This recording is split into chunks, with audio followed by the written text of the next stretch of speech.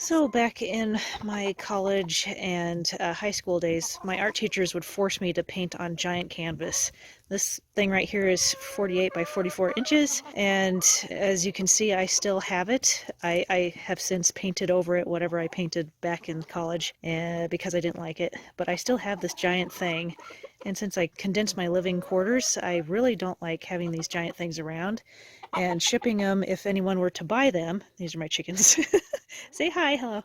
Um, if anyone were to buy it, shipping this would be a nightmare. So I prefer painting smaller size. So as you can see, there is a drawn out grid. I am going to cut this down to size and make 6 little canvases out of it. And then I will be happy. Time has passed, and as you can see, that big board has been cut up into 6 smaller pieces, and I have sanded and primed them. So now they're ready to paint. I have an idea for one of the boards to paint on, and it's going to feature my kitty Aslan. And so I sketched something up on my Photoshop program, and then I took some time and I colored up my sketch. I colored it up because it is so much easier to change colors and decide all the colors on Photoshop before I paint it onto the canvas. So this is my mapped out reference, and so I printed it out.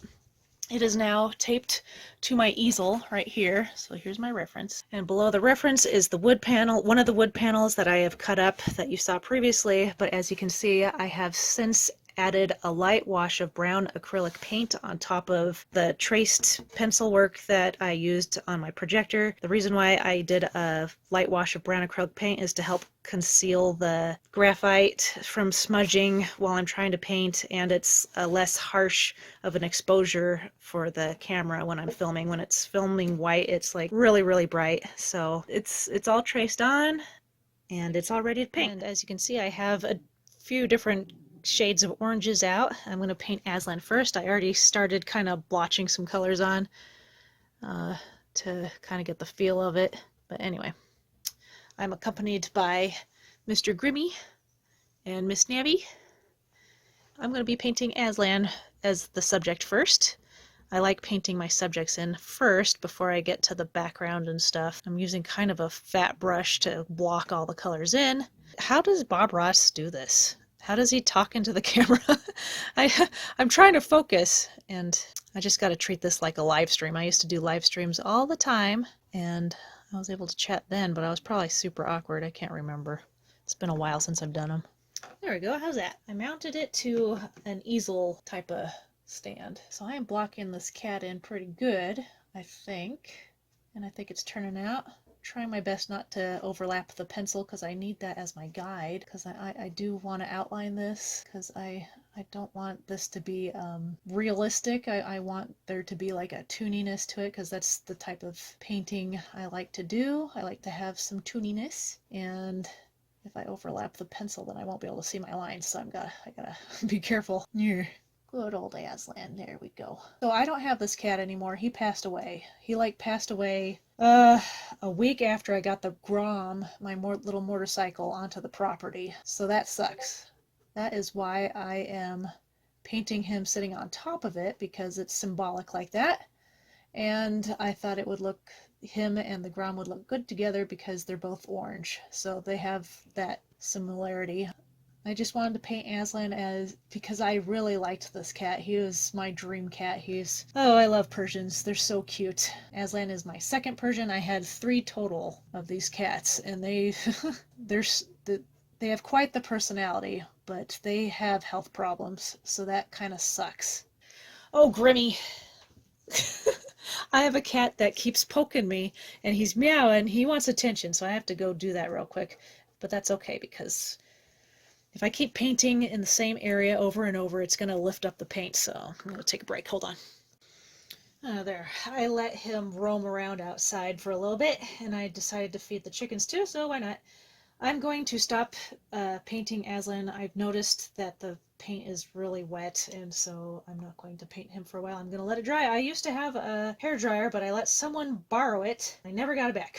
So since I still have all this orange paint, I'm going to start painting the fairing parts of the Grom, because might as well use up all my orange. And I need to be really careful going in the lines because this motorcycle is very particular with lines. I can't handle it like I do with fur.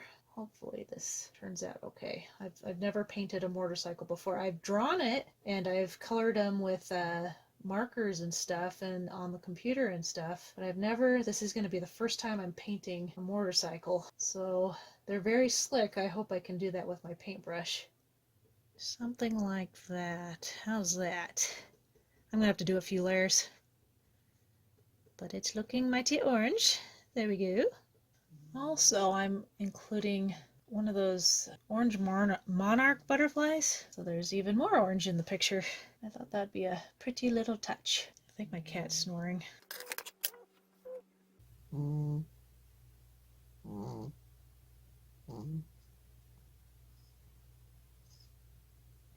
She be dreaming. Okay, so now I'm going to go and fill in the background around Aslan because I want to outline him and I don't want to do it twice. I want to get the background done first and then I could outline. It just makes it so much easier.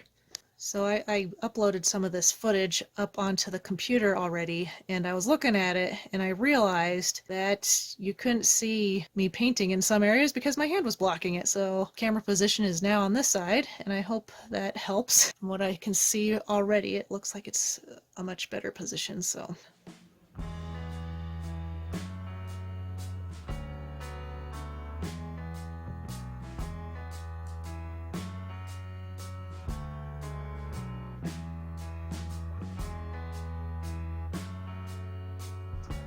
okay, that looks good around him. Now I'm going to go down here. I am not timing myself while I am painting this. I'm just kind of going as fast as I want to. My paintings usually take a long time to finish, over 10 hours. Watercolors, 8-ish hours. Depends how much detail I put into each one. It'd probably go a lot faster if I just did it how Bob Ross does it, but since I'm painting in between lines, it takes a ton longer. Because Bob Ross does not go in between lines. If you haven't seen his paintings, he just kind of does background to foreground layers. He just kind of wings it.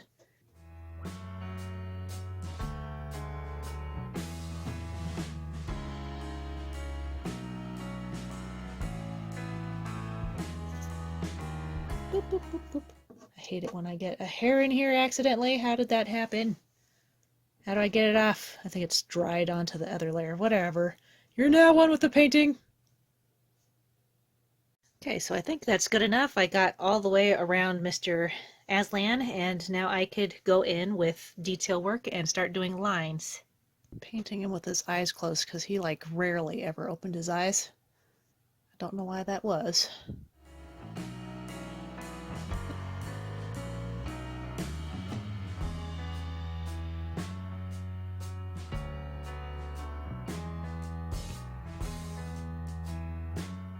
It sounds like the wind stopped. We've been having some strong winds the last 2 days. I haven't been working on this picture consistently. I've been doing it every so often whenever I get time to, but you wouldn't know that in the video because I'm just kind of putting it together when I get the chance to.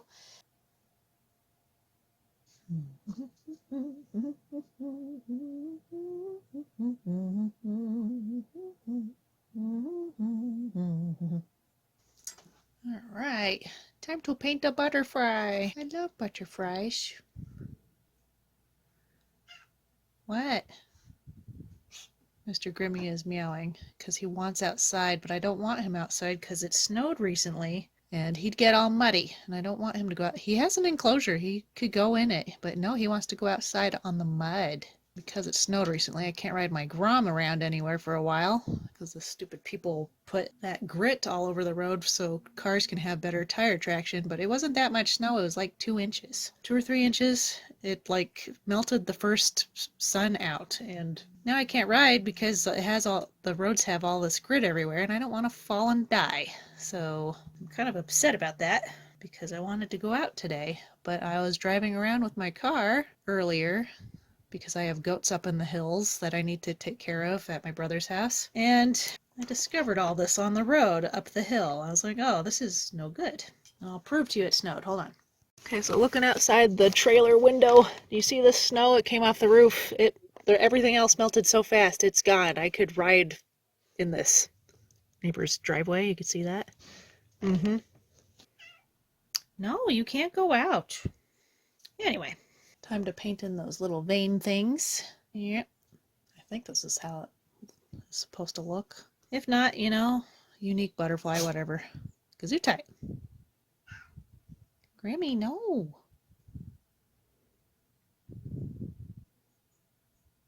That's the basic of the black, but I gotta do another layer for sure. Now we must paint the flowers, like so.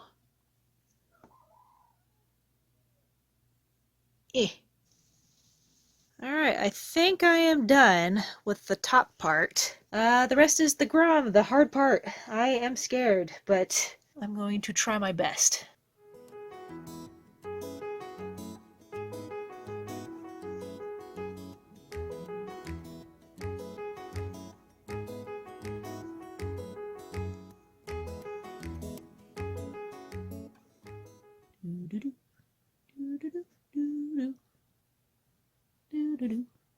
There we go. Excuse me. I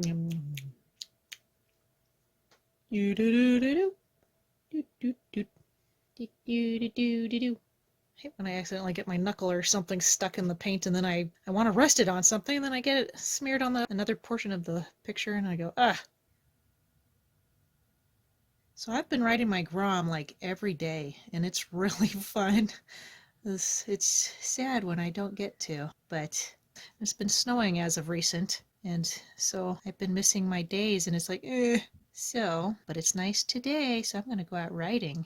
Boy, I'm painting this really bad. Currently painting my crash cage that goes over my engine. So happy I installed that because it has saved my bike so many times from drops. Groms are considered to be a mini motorcycle, but they're still kind of heavy.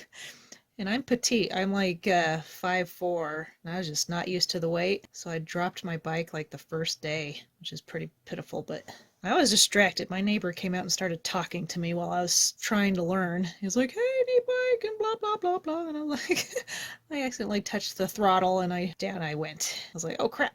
But I also got the crash cage because it has these sliders on it. I think I got it from T-Rex Racing website, and it's like a crash cage with sliders on it, and they stick out far enough that if it were to fall over and I wouldn't move in time, the bike wouldn't crush my legs. So that was important for me too, because I've seen people break their legs and stuff with the bikes falling on them, and I didn't want that to happen because I like my legs. So got sliders for the engine guard, and then there's some near my feet pegs, which I think I got from Grom Beardo. Nice guy. And they have helped me many times as well.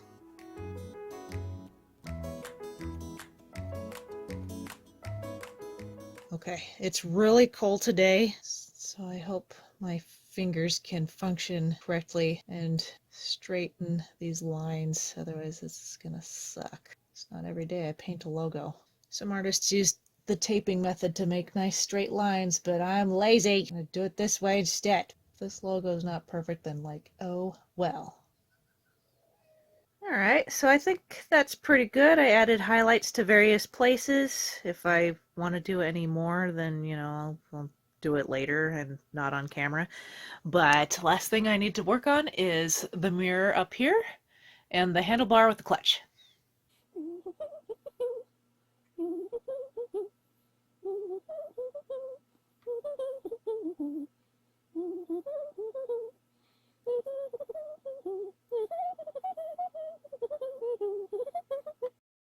Alright, so I think I am done now. I was working on and off this, doing details as I went until I was satisfied, and I think I am satisfied now. So I think for painting a motorcycle for the first time, it turned out okay. I know things aren't perfect if you were really to inspect the bike beside the photo, but I think it turned out. You could tell it's a motorcycle.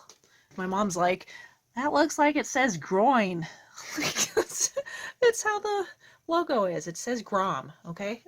But The last thing I need to do now is add a protective coating, and then I can hang it up. Okay, so after painting hours of detailed work, I applied the varnish last night-ish. I waited a bit for paint to dry. I applied the varnish. This usually goes okay, but something bad happened yesterday, and I'm gonna tell you so this doesn't happen to you, or you learn from my mistakes, okay? So I usually use these black foam brushes when I apply the varnish. This thing I took out brand new from the package. I applied it, the matte varnish. I noticed hours later, because I did this in dim light, the afternoon, evening, in here, and I didn't realize until later, hours later, that the brush had disintegrated. It's disintegrating as I'm applying it. There was a ton of black spots all over the place.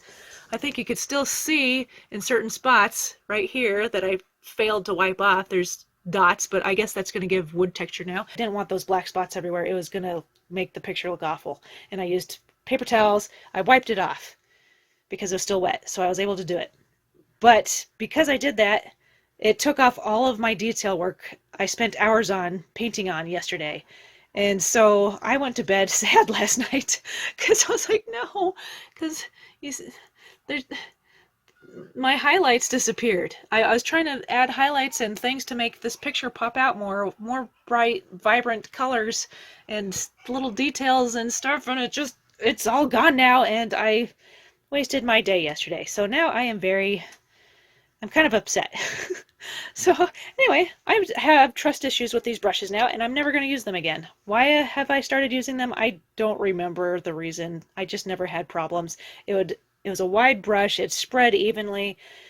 It was fine, but now I'm upset, and I'm not going to use those ever again. I'm just using paintbrushes. So anyway, I'm going to spend some time now and fix everything that I just messed up. So learn from my mistakes. Okay, so it took a few hours to fix up that happy little accident that I had. And then afterward, I did like 2 coats of gloss varnish, and I think I'm done. And I'm happy with it. I think it looks rather nice. This is how it looks on the top. I didn't really sand that very well, but whatever. It gives a neat texture. That's what it looks like on the side.